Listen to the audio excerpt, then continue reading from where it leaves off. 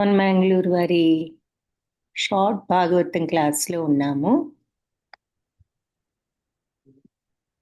1వ స్కందం 3వ అధ్యాయం ఆఖరి శ్లోకం 44వ శ్లోకం చూడబోతున్నాం ఈరోజు. ఓం నమో భగవతే వాసుదేవాయ. ఓం నమో భగవతే వాసుదేవాయ. ఓం నమో భగవతే వాసుదేవాయ. ఓం నమో భగవతే వాసుదేవాయ. ఓం నమో భగవతే వాసుదేవాయ. ఓం నమో భగవతే వాసుదేవాయ. నారాయణ నమస్కృత్యం నరం చైవ నరోత్తమం. నారాయణం నమస్కృత్య నరం చైవ నరోత్తమం. దేవీం సరస్వతీం వ్యాసం తతో జయముదీరయేత్. దేవీం సరస్వతీం వ్యాసం జయముదీరయేత్.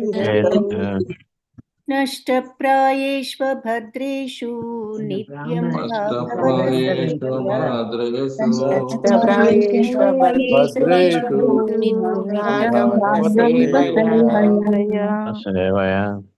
భగవతి ఉత్తమ శ్లోకే భక్తిర్భవతి నైష్ఠికీ. భగవతి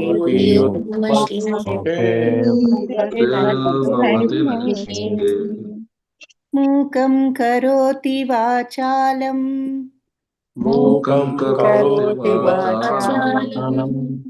అంగుం లంఘయతే గిరం.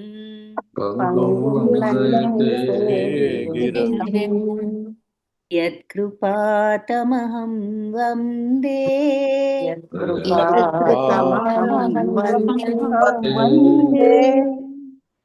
పరమానందమాధవం.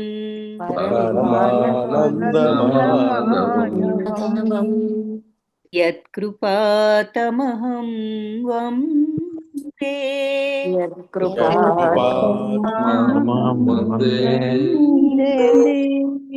పరమానందమాధవం.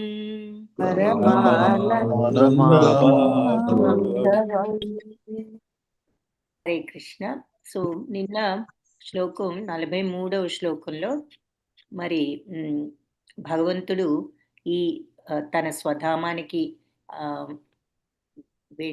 వెళ్ళినప్పుడు ధర్మం ఎక్కడ ఉంటుంది అనే విషయాన్ని నిన్నటి శ్లోకంలో చూసాం. సో ఆయన నిష్క్రమించిన తరువాత సూర్యుడి వలె తేజోవంతమైన ఈ భాగవత పురాణం ఉదయించింది. మరి ఆ తరువాత వ్యాస మహర్షి ఈ భాగవతాన్ని రచించడం జరిగింది. సో ఆ భాగవతం మరి కలియుగంలో అజ్ఞానంలో ఉన్నటువంటి వారందరినీ కూడా అజ్ఞానంతో దృష్టి లోపించింది. అది అంటే అజ్ఞాన అంధకారంలో ఉన్నామన్నమాట. సో అలా లోపించిన మానవులందరూ కూడా ఈ పురాణం నుంచి వెలుగును పొందగలరు అని చెప్పి ఈ శ్లోకంలో నిన్న చూసాం. సో ఓవరాల్గా లాస్ట్ శ్లోకం చూడబోతున్నాం కాబట్టి ఈ అధ్యాయంలో మరి భగవంతుడు యొక్క ఘనతను వివరించిన అధ్యాయం అని చెప్పుకోవచ్చు ఈ అధ్యాయాన్ని. ఎందుకు అంటే మరి శ్రీకృష్ణుడు సర్వ అవతారాలకు మూలం అని చెప్పి దీనికి మనకి టైటిల్ కూడా ఇచ్చారు. శ్రీకృష్ణ భగవానుడు అన్నిటికీ మూలం అన్నదానికి. సో ఆయన ఈ ఎందుకు అంటే మరి ఇలా పురుషావతారాలు అన్నీ కూడా మనం ఫస్ట్ శ్లోకం నుంచి చూసుకుంటూ వచ్చాం. పురుషావతారాలు, తర్వాత గర్భోదక సాయి, కారణోదక సాయి విష్ణు, గర్భోదక సాయి విష్ణు, ఇవన్నీ కూడా మనకి ఇక్కడ చెప్పడం జరిగింది ఈ అధ్యాయంలో. సో ఋషులు అడిగారు కాబట్టి మరి భగవంతుడి యొక్క లీలావతారాలు, పురుషావతారాలు ఏమిటని వాటన్నిటికీ ఆన్సర్స్ ఈ 3rd చాప్టర్లో ఉన్నాయన్నమాట. సో వీళ్ళంతా ముందు మరి ఈ ద్వితీయ పురుషావతారం వచ్చిన తర్వాత ఏ విధంగా దేవతలు, మానవులు వీళ్ళంతా ఉద్భవించారో, రకరకాల జీవులు, ఇవన్నీ అని ఆ విషయాలన్నీ కూడా ఇక్కడ మనకి ఈ అధ్యాయంలో చెప్పారు. ఆ తర్వాత ఇంకా ఈ శ్లోకాల దగ్గర మరి ఈ భాష్యంలో మరి మనకి ఇంకా వివరంగా ఈ ఒక్కొక్క యుగానికి ఎన్ని సంవత్సరాలు ఉన్నాయి, అందుకని 4 యుగ చక్రాలు కలిపితే ఎన్ని సంవత్సరాలు, ఇవి ఎన్ని యుగ చక్రాలు కలిస్తే ఒక మన్వంతరం, బ్రహ్మదేవుడి యొక్క పగలెంత రాత్రంత, ఇవన్నీ కూడా ఇక్కడ కూడా మనకి చాలా వివరంగా ఈ అధ్యాయంలో భాష్యంలో చెప్పడం జరిగింది. ఆ తరువాత ముందు సనక సనందనాదులు, ఆ తరువాత ఈ మనువులు, వీళ్ళంతా సప్త ఋషులు, ఆ తర్వాత అవతారాలు ఒకదాని తర్వాత ఒకటి మొత్తం చూసాం. సో ఈ అవతారాలన్నీ చూసిన తర్వాత ఏం చెప్పారు, మరి భగవంతుడి యొక్క తత్వం చెప్పారు. ఈ భగవంతుడు ఎందుకు అవతరిస్తారు అంటే మరి దుష్టులను శిక్షించడానికి, శిష్టులను రక్షించడానికి భగవంతుడు మరి ఈ రకంగా ఆయన సంకల్పించినప్పుడు, అవసరమైనప్పుడు సంకల్పించి భగవంతుడు అవతరిస్తారు. దానవులచే కలత సృష్టింపబడినప్పుడల్లా ఇలాంటి అవతారాలు లోకంలో వ్యక్తమవుతూ ఉంటాయి. భక్తులను రక్షించడానికే భగవంతుడు అవతరిస్తూ ఉంటారు. సో దేవకి వసుదేవులకి శ్రీకృష్ణుడు వాళ్ళకి ఎందుకు జన్మించారు అన్న దానికి కూడా ఇది ఒక రకమైన ఆన్సరు. సో అంటే భగవంతుడు ఇలా దుష్ట శిక్షణకు అవతరిస్తూ ఉంటారు, శిష్ట రక్షణకు అని. తర్వాత ఇలాంటి రహస్య అవతారాలను ఇక భగవంతుడిని ఏ రకంగా అర్థం చేసుకోవాలి, ఆయన తత్వం ఏమిటి అన్నది ఇక్కడ సూత మహాముని చక్కగా వివరించారు. ఇక్కడి నుంచి చివరి వరకు ఇదంతా సూత మహాముని యొక్క వ్యాఖ్య.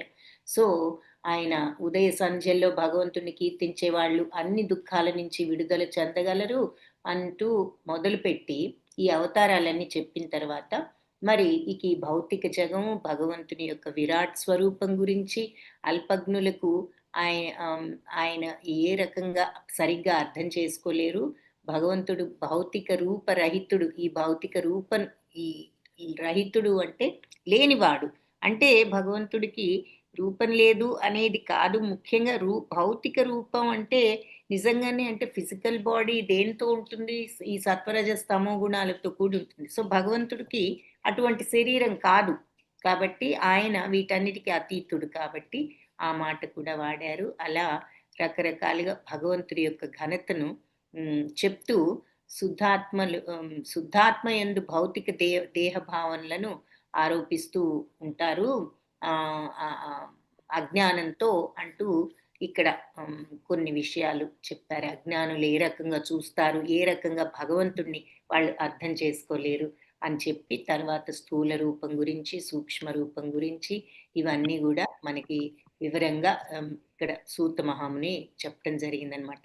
దేహాత్మలకు మరి ఈ స్థూల సూక్ష్మ శరీరాలతో ఆత్మకి ఎటువంటి సంబంధం లేదు. ఆత్మ యొక్క పవిత్రత, ఆత్మ యొక్క ప్రత్యేకత అవన్నీ కూడా ఇక్కడ చెప్పారు. అలాగే మరి భగవంతుడి కరుణతో మనం ఈ మాయాశక్తిని మనం అణుచుకుని మరి ఆధ్యాత్మిక జ్ఞాన సంపన్నులం అయ్యాము అంటే వెంటనే శీఘ్రమే మరి నిజ వైభవంలో స్థితులం అవుతాం. నిజ వైభవం అంటే ఆత్మతత్వంలో స్థితులం అవుతాం. అది మన నిజతత్వం, ఈ భౌతిక తత్వం కాదు అన్నది.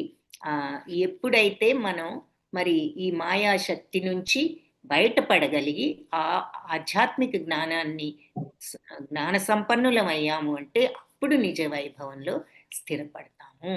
సో బేసికలీ మనం భగవద్గీతలో చూసినా ఇక్కడ చూసినా ఆ మాయ అనే సత్వరజస్తమో గుణాలను మనం జయించగలిగినప్పుడు, వాటికి అతీతంగా వెళ్ళగలిగినప్పుడే మనకి ఆధ్యాత్మిక జ్ఞానం అనేది వచ్చినట్లు. సో జ్ఞానము అంటే మరి ఆ కల్మషాలు అవన్నీ పోవడమేనని, జ్ఞానానికి బిగినింగే వినయం విధేయత అని మనం చూస్తాం.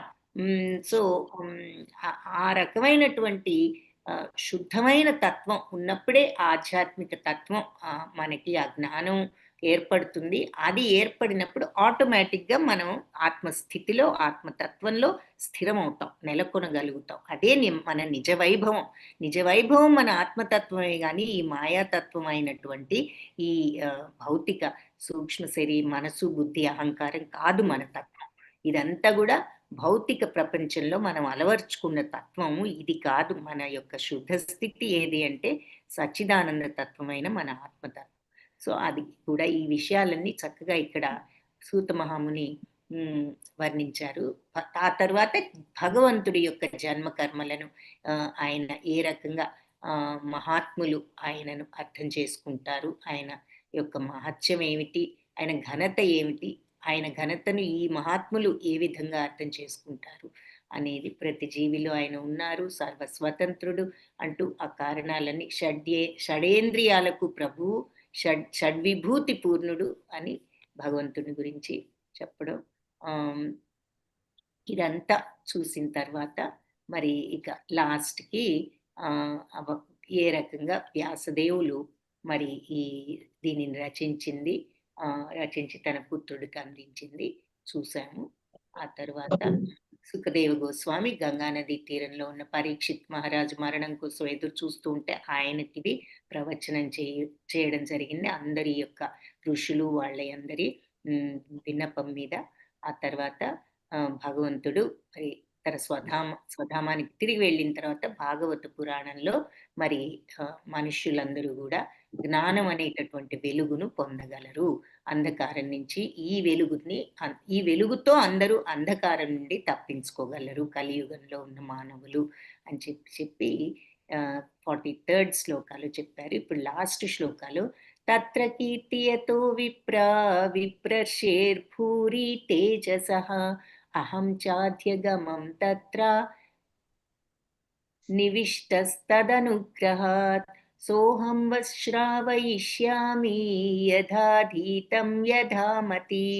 సో అక్కడ మరి బ్రాహ్మణులందరినీ ఉద్దేశిస్తూ ఆయన సంబోధిస్తూ బ్రాహ్మణోత్తములారా అంటూ సూత మహాముని సుఖదేవ గోస్వామి అంటే పరీక్షిత్ మహారాజు సమక్షంలో సుఖదేవ గోస్వామి ఎప్పుడైతే ఈ భాగవతాన్ని కీర్తించారో అప్పుడు నేను చాలా శ్రద్ధతో శ్రవణం చేశాను. ఆ విధంగా మహా తేజస్వి ఘనుడు అయినటువంటి ఆ సుఖదేవ గోస్వామి కరుణతో నేను భాగవతాన్ని అర్థం చేసుకోగలిగాను, అవగాహన చేసుకోగలిగాను.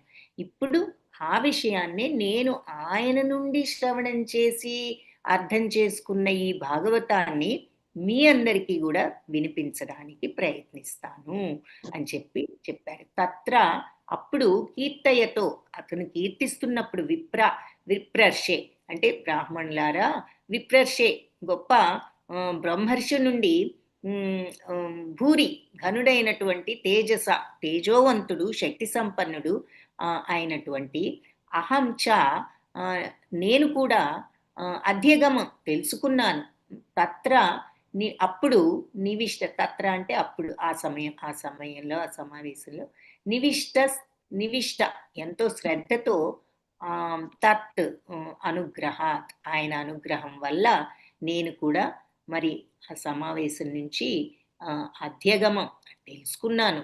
ఎప్పుడు ఆ బ్రాహ్మణులు గొప్ప తేజోవంతుడైనటువంటి ఆ బ్రహ్మర్షి నుండి నేను కూడా ఇది తెలుసుకున్నాను. అయితే సోహం అంటే నేను దానిని మీకు శ్రావయిష్యామి వినిపిస్తాను, యథాతీతం యథామతి నాకు అర్థమైన రీతిలో యథాతథంగా మీకు నేను మళ్ళీ దానిని వినిపిస్తాను అని చెప్తున్నారు. సో అప్పుడు ఎప్పుడైతే ఈ బ్రాహ్మణులారా ఆయన ఈ విప్రర్షి ఈ గొప్ప తేజస్సు ఉన్నటువంటి ఘనుడైన ఈ విప్రర్షి ఎప్పుడైతే ఇది అందరికీ చెప్పడం జరిగింది, ఆయన ప్రవచనం చేశారు, ఆయన చేసినప్పుడు నేను కూడా విని అదంతా తెలుసుకున్నాను. ఆ సమావేశంలో నేను ఉన్నాను కాబట్టి నేను నివిష్ట ఎంతో శ్రద్ధతో ఆయన అనుగ్రహం వల్ల నేను ఇదంతా అర్థం చేసుకోగలిగాను. ఇప్పుడు నేను అదంతా మీకు వినిపిస్తాను అని చెప్తున్నారు. అది సో విప్ర అంటే బ్రాహ్మణులారా అంటూ ఆ బ్రాహ్మణులందరినీ సంబోధిస్తూ సూత మహాముని ఇలా నేను ఈ సుఖదేవ గోస్వామి ఆయనకి చెప్పినప్పుడు నేను కూడా ఆ సమావేశంలో ఉండి విన్నాను. ఎటువంటి సుఖదేవ గోస్వామి నుండి విన్నాను అంటే మహా తేజోవంతుడు మరి తర్వాత విప్రర్షి అయినటువంటి భూరి ఘనుడు తేజోవంతుడు అయిన సుఖదేవుడి నుండి నేను ఈ భాగవతాన్ని విని అర్థం చేసుకున్నాను. అది ఇప్పుడు మీకు నేను విన్నది యథాతథంగా నాకు అర్థమైన రీతిలో మీకు కూడా చెప్తాను అని ఆయన ఇప్పుడు భాగవతాన్ని యాక్చువల్గా చెప్పడం ప్రారంభిస్తానని చెప్పడం జరిగింది. సో మరి సుఖదేవ్ గోస్వామి ఆయన ఆత్మదర్శి, మరి భాగవతాన్ని అటువంటి మహాత్ముడి ద్వారా గనక శ్రవణం చేసినప్పుడు ఇక ప్రత్యక్షంగా భగవంతుణ్ణి చూడొచ్చు అంటున్నారనమాట. సో ఈ ప్రవచనం ద్వారా ధనాన్ని గడించి ఇలాంటి భావంతో ప్రవచనం చేయడం కాకుండా అప్పుడు మనకి ఆ రకంగా కాదు ఈ భాగవత ప్రవచనం వినడం అని ఇక్కడ భాష్యంలో చెప్తున్నారు. సో అట్లాగే మరి సుఖాలలో వాటి మీద ఈ భోగాలలో ఆసక్తి ఉన్న వాళ్ళు కూడా భాగవతాన్ని నేర్చుకోవడం కష్టం అంటున్నారు. సో ఈ భాగవతం అర్థం చేసుకోవటానికి రహస్యమే ఇది అంటున్నారనమాట. ఏది మనం ఇలా భౌతిక వ్యామోహాలతో ఉంటూ మరి సుఖాలతో కానీ ధనాపేక్షతో కానీ ఇంద్రియ కోరికలను తీర్చుకునే ప్రయత్నంలో ఉంటూ గాని మనం ఉన్నప్పుడు ఈ భాగవతాన్ని నిజంగా అర్థం చేసుకోలేరు. భాగవతాన్ని అర్థం చేసుకోవడానికి రహస్యం ఏమిటి అంటే ఇటువంటి వాటి నుంచి దూరంగా ఉండడమే. అట్లాగే లౌకిక పాండిత్యం ద్వారా ఏదో వాళ్ళు ఇష్టం వచ్చినట్లు వ్యాఖ్యానం చేసే వాళ్ళ దగ్గర నుంచి కూడా భాగవతం వినకూడదు అని చెప్తూ, భాగవత పుటలలో భగవంతుని దర్శించాలని కోరుకునే వాళ్ళు భాగవతాన్ని సుఖదేవ్ గోస్వామి లాంటి ఆయన యొక్క ప్రతినిధి నుంచే శ్రవణం చేయాలి గాని వేరే వేరే వారి దగ్గర నుండి కాదు. ఇది దీనికి ఇదే విధానం, ఇక వేరే మార్గం లేదు అంటున్నారనమాట. కాబట్టి శ్రేష్ఠ బ్రాహ్మణుడైన సుఖదేవ్ మహాముని నుంచి గ్రహించిన ఈ సందేశాన్ని ప్రవచించాలని చెప్పి సూత మహాముని ఆయనకు ప్రామాణికమైన ప్రతినిధి. ఎందుకంటే డైరెక్ట్‌గా ఆయన దగ్గర నుంచి విన్నాడు కాబట్టి. అందుకే ఈ మునులందరూ కూడా ఆయన అంత ఇదిగా అడగడం. మీరు స్వయంగా విన్నారు కాబట్టి మీరు చెప్పండి అని. కాబట్టి అలాగే మరి తను తండ్రి నుంచి గ్రహించినట్లుగా సుఖదేవ మహాముని మరి భాగవతాన్ని ఆయన అందించారు. అలాగే సూత మహాముని తాను సుఖదేవ గోస్వామి నుండి ఉన్నది ఆయన విన్నట్లుగా ఆయన కూడా సిద్ధపడ్డాడు వీళ్ళందరికీ తెలియజేయడానికి. ఇలా భాగవతంలో కాలక్షేపం కాదు, శ్రద్ధతో దాని అంశ ఏమిటి అనేది మనం అర్థం చేసుకోవాలి. ఊరికినే ఏదో కథా పురాణం లాగా వినడం కాదు.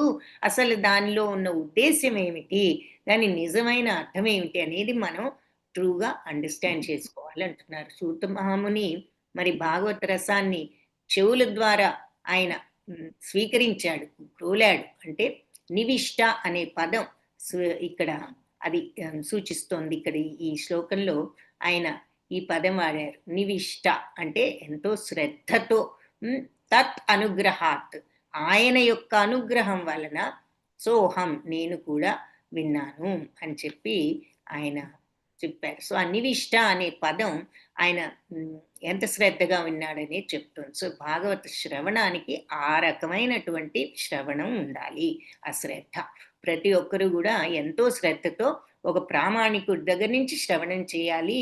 అప్పుడు శీఘ్రమే మనిషికి భాగవతంలోని ప్రతి పుటలోనూ కూడా భగవంతుడి సన్నిధిని మనం అనుభూతి చేసుకోవచ్చు అని చెప్తున్నారు. ఎప్పుడైతే మనం ఆ శ్రద్ధతో ఒక సరి అయిన ప్రామాణికుడి నుండి విన్నప్పుడు మనం ప్రతి పుటలో కూడా భగవంతుడి సన్నిధిని అనుభూతి చేసుకోవచ్చు. ఈ రకంగా భాగవతాన్ని తెలుసుకోగలిగే రహస్యం ఇక్కడ చెప్పడం జరిగింది.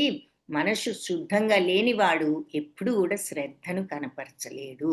సో మనసు దేని మీదో ఉన్నప్పుడు ఇంకా భాగవతం మీద శ్రద్ధ ఉంటుంది. సో మనసు శుద్ధిగా లేనప్పుడు శ్రద్ధను కూడా మనం చూపించలేం అంటున్నారు. కర్మల పట్ల పవిత్రుడు కానిదే ఎవరికి మనస్సు శుద్ధంగా ఎప్పుడు ఉంటుంది? మనం చేసే పనులు పవిత్రంగా ఉంటే మన మనస్సు కూడా పవిత్రంగా ఉంటుంది. అంతే కదా. యద్భావం తద్భవతి. మన మైండ్లో తర్వాత మన ఆలోచనలను బట్టి మనం పనులు కూడా చేస్తాం. సో మరి ఆ పనులు పవిత్రంగా ఉండాలి అంటే మనసు పవిత్రంగా ఉండాలి. సో ఆహారము, నిద్ర, భయము వీటన్నిటిలో కూడా పవిత్రతను పొందందే ఎవ్వరూ కూడా పవిత్ర కర్మలు చేయలేరు. అంటే పవిత్రత కూడా మనం అన్నీ సవ్యంగా చేసినప్పుడు ఇప్పుడు ఆహారంలో గూడా అందుకే సాత్వికాహారం తీసుకుంటే మరి సత్వగుణం ఏర్పడుతుంది. సత్వగుణం పవిత్రతకు దారి తీస్తుంది గాబట్టి అని మనం చూస్తాం భగవద్గీతలో గూడా. సో, ఇవన్నీ గూడా నిద్ర గూడా విపరీతంగా పోతే ఏమవుతుంది? తమో గుణంలోకి వెళ్తాము. అలాగే భయము, మైథునం ఇవన్నీ గూడా మరి అపోజిట్ డైరెక్షన్‌లో వెళ్ళినప్పుడు మరి రజోగుణం ఇంకా మళ్ళీ మాట్లాడితే తమో గుణంలోకి వెళ్తాం. కాబట్టి ఇవన్నీ కంట్రోల్డ్‌గా ఉంటే తప్ప మరి పవిత్రమైనటువంటి స్వభావం గాని, పవిత్రమైనటువంటి కర్మలు గాని మనం చేయలేము. కానీ ఏదో ఒక విధంగా మనం శ్రద్ధతో సరియైన వారి ద్వారా ఈ భాగవతాన్ని శ్రవణం చేయగలిగితే అప్పుడు మొదట్లోనే ఆదిలోనే ఈ భాగవత పుటల్లో మనకు భగవంతుడు ప్రత్యక్షంగా మనం భగవంతుడిని కాంచవచ్చు అని చెప్పి చెప్తున్నారు. సో, భాగవత పురాణం ఈ భాగవతంలో శ్రీకృష్ణ భగవానుడు సర్వావతారాలకు మూలం అనే ప్రథమ స్కందంలో 3వ అధ్యాయం ఇది మనం ఈరోజు పూర్తి చేశాం. హరే కృష్ణ. వాంఛాకల్పతరుభ్యశ్చ కృపా సింధుభ్య ఏవ చ పతితానాం పావనేభ్యో వైష్ణవేభ్యో నమో నమః.